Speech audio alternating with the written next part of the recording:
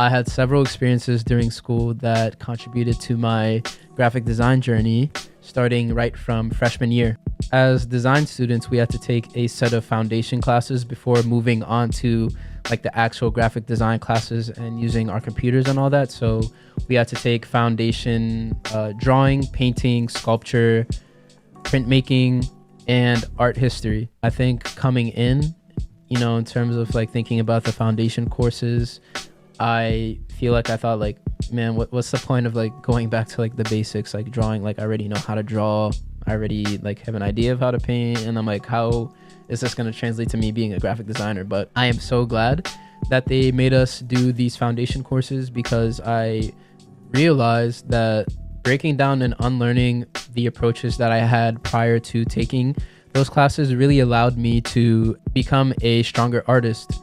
For instance, freshman year drawing, we had a lot of live drawing sessions where we'd be drawing a live model and they're hitting different poses or whatever.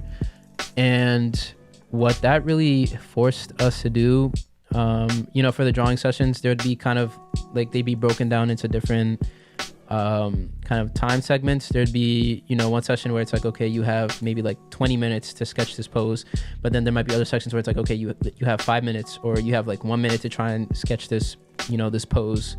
And so what that forces you to do is basically you're not seeing the body as like, this is the arm, this is the face, this is the leg. You begin to see the body as like different shapes.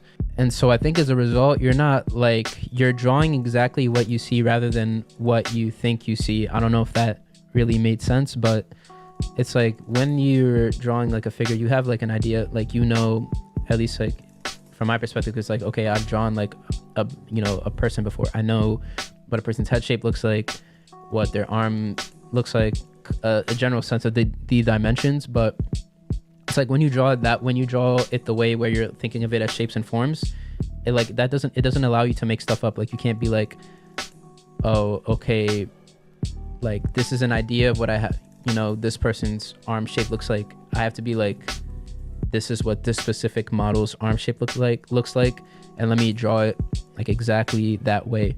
Seeing it as shapes allows you to really speed up your process and identify proportions like way easier. So I guess the main thing to take from like all that I just said, because it was a lot, is just that drawing, this method of drawing, seeing objects and people as shapes, allows you to draw more efficiently, and to also have your proportions more accurate, I would say. Another super important thing that I learned from my foundations courses was from painting, and that is understanding values between colors, like values and saturation, I would say, because I feel like before then I didn't really have a strong grasp of like colors.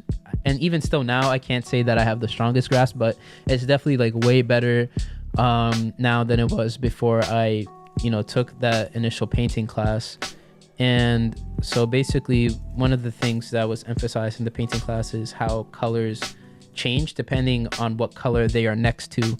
And it's a pretty like simple like concept, but it's something I didn't really realize. Like, oh, why is this like green look lighter when it's next to this like dark blue? It's because like the green, in terms of like its I don't know if I guess value, I don't know if I'm using the correct term there, but in terms of like its value, it's like it has a lighter like color value than this navy, which is why it looks lighter next to the navy. But then if you place it next to like this light pink, the green looks darker than it was. And it's like, but it's the same shade of green, but it appears differently when placed next to different colors. And I think that's something that is very important to understand, especially in graphic design, working with colors, different color palettes. And I think that is something that really helped me improve my selection of colors when I'm making color palettes, especially for, my illustrated portraits and, things of that nature. And I wish I could say that I really learned something from sculpture. And this is not to say that sculpture, like the class didn't like teach you, but at the time that I had sculpture was during COVID.